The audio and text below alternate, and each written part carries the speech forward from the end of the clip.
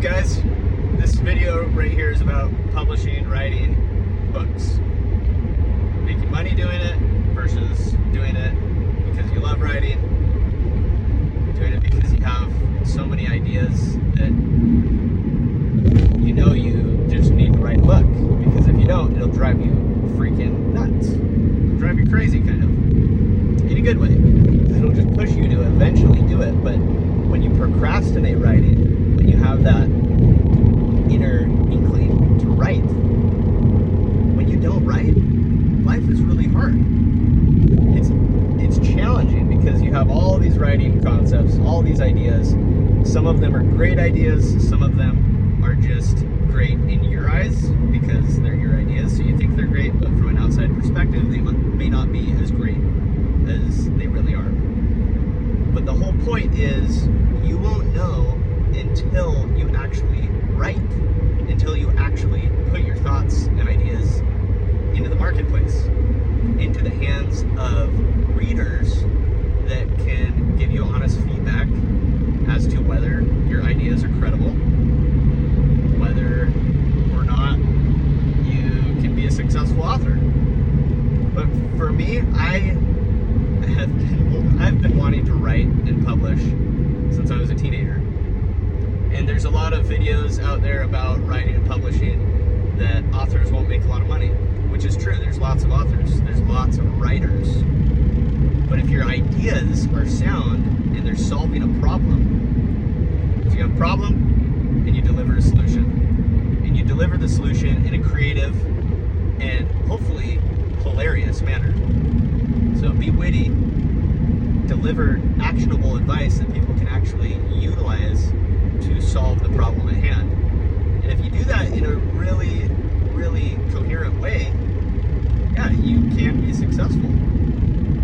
With novels, that's a little different. You're delivering creative writing, stories that it's not necessarily solving a problem other than the fact that people are bored and they want a really good story to read. They want to be able to relate to the characters in that story.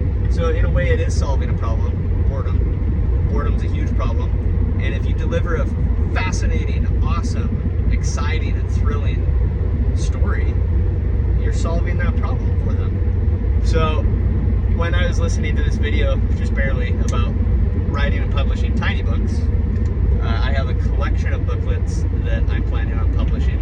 And they're not going to be long, they're not going to be huge books.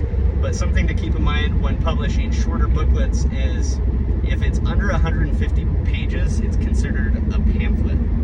And it will not be classed in the book genre, like not genre, but it won't be classed as an actual book. It'll be classed as a pamphlet.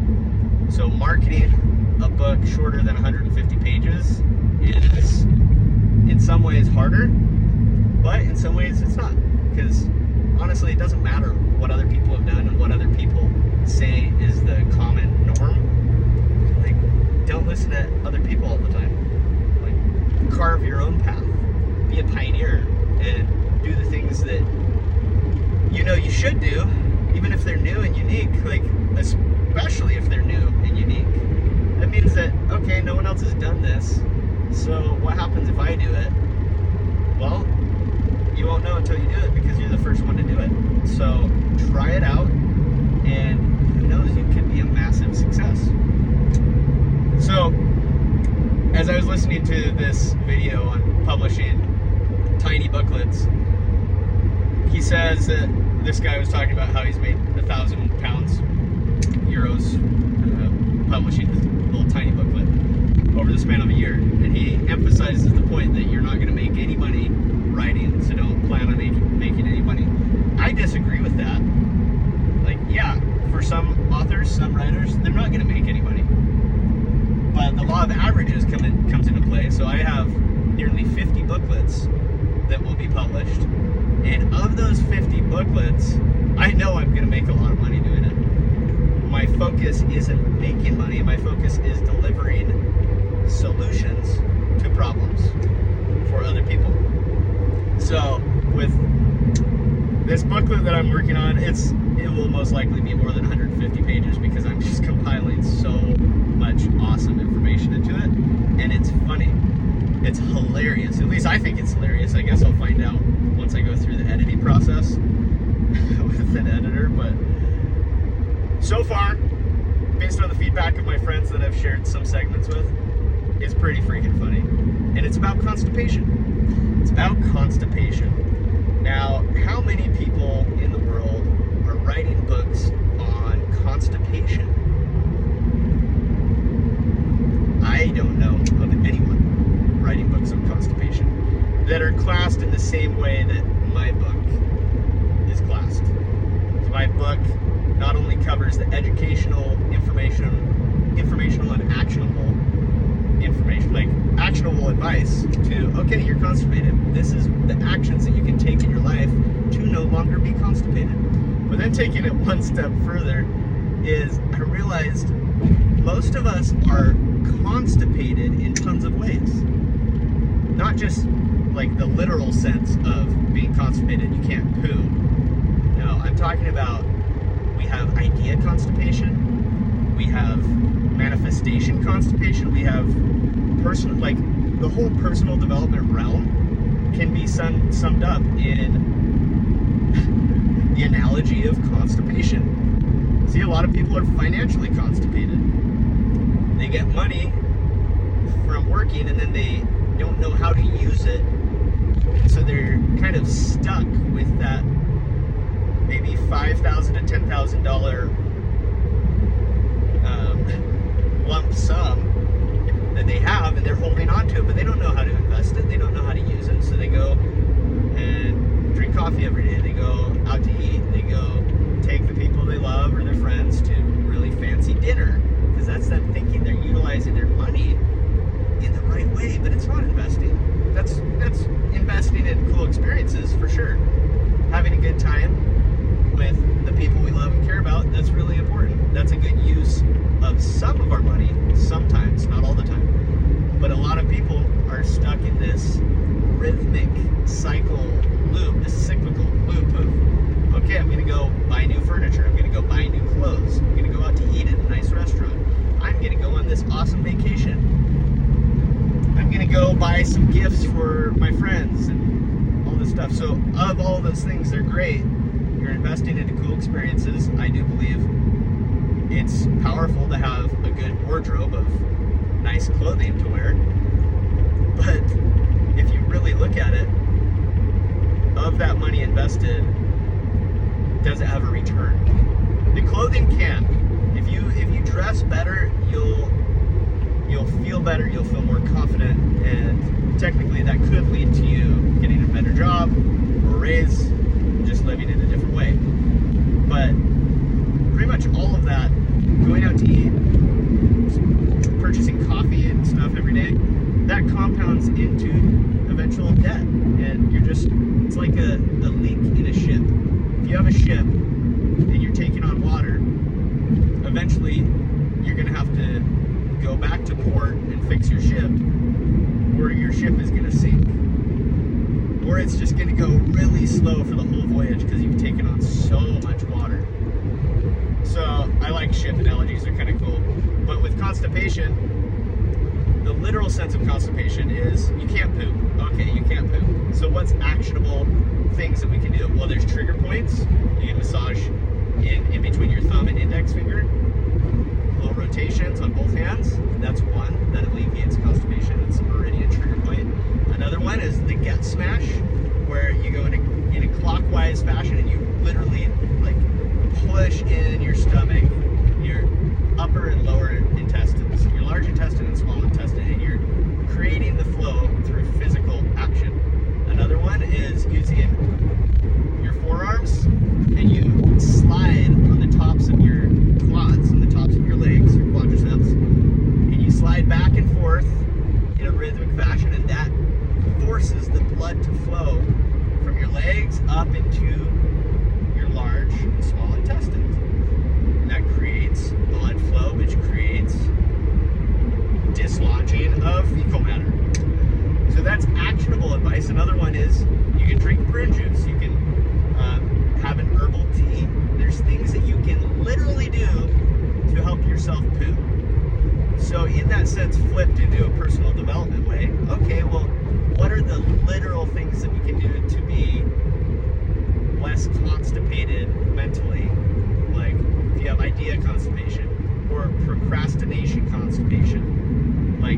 have this thing you want to do, but you're stuck. You're stuck with just, you don't know what to do.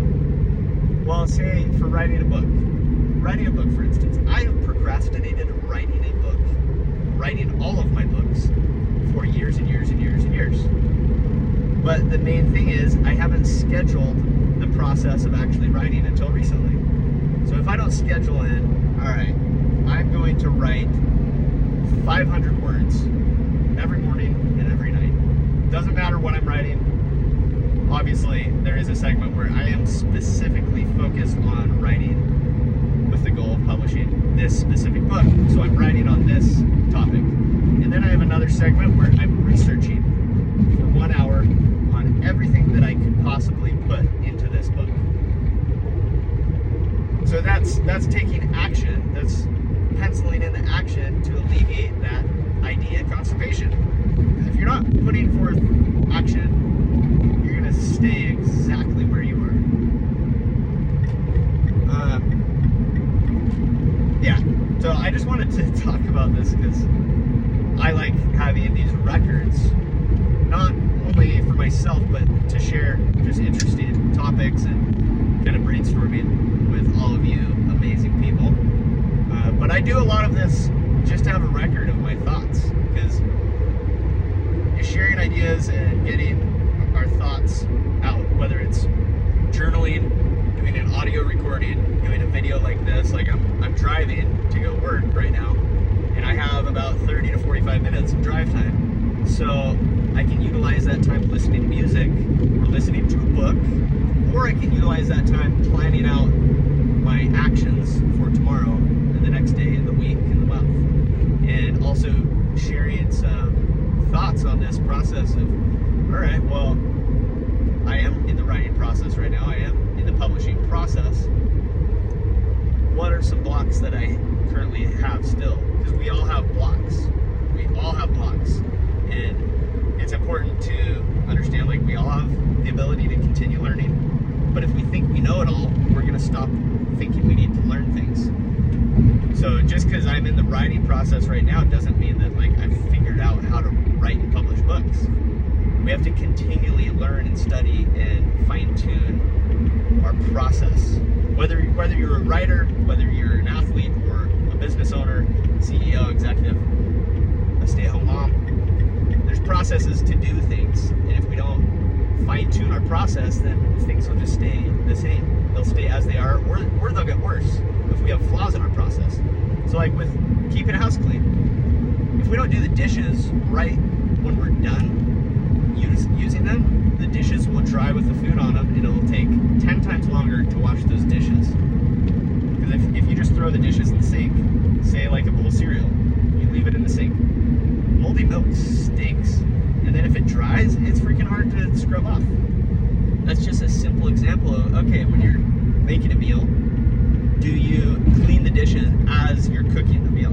So like you just whisk some eggs, pour it in the pan, wash the bowl while the eggs are warming, and just get in that process of how can I be more efficient in everything that I do. Not like being a busybody, like really figuring out efficiency. Being super, super efficient is pretty powerful. And it just saves you a ton of time in the long run. These are just little examples of alleviating the so-called constipations of life. I'm really excited to publish this book. I'm very, very excited because it's such a specific type of book that I know it will catch on and I know it will be successful. Like, even if it's not successful, it will be successful because it's pretty funny. And it's very unique. And it wasn't the first book that I was going to publish. That's been a hard thing for me too, is I've been wanting to publish books for such a long time, and my idea of publishing my first book is, oh, my first book is amazing. My first book is absolutely phenomenal, and it's motivating and inspiring and all these things. But then I realized, like, dude, this whole concept of slaying the dragon of resistance by publishing my first book, it's been pretty challenging. So I realized for me personally, I work best when I'm working on funny things. I love humor.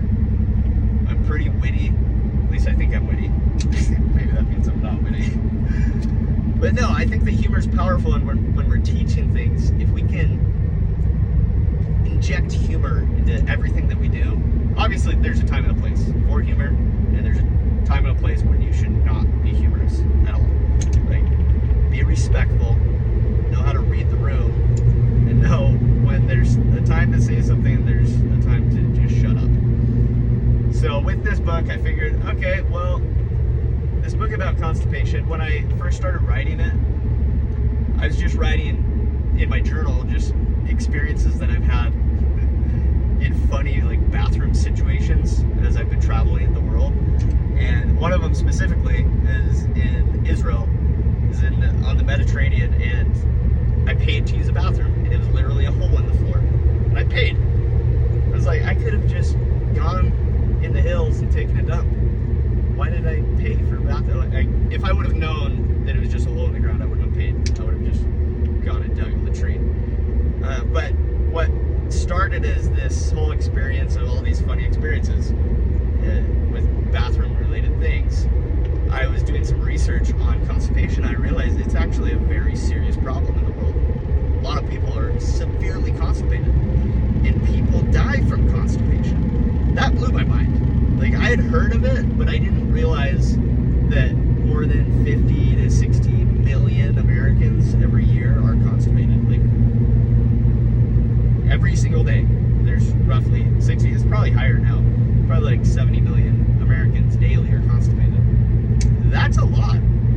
That's a lot. And then just other fascinating information that I found, like John Wayne, when he passed away, he had like 40 pounds of meat in his large intestine. That's a lot of meat. Like, that's a lot of waste. And if our body has even just 5 pounds stuck in there, 10 pounds, our body's working extra hard to try to work that through, and that's energy that could be utilized in much better ways if we didn't have that there.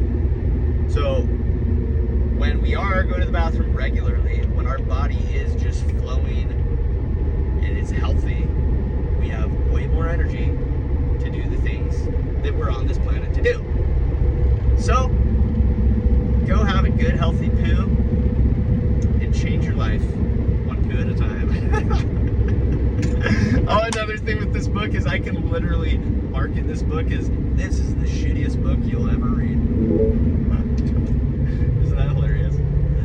Oh, this is gonna be fun. Like, it's supposed to be fun. It's not supposed to be a daunting task. Writing, publishing, building businesses, creating products. It's supposed to be fun. So I truly do believe, like, this is my one thing to get me started, because I have so many other things. Like, I'm not going to be known for writing a poo book.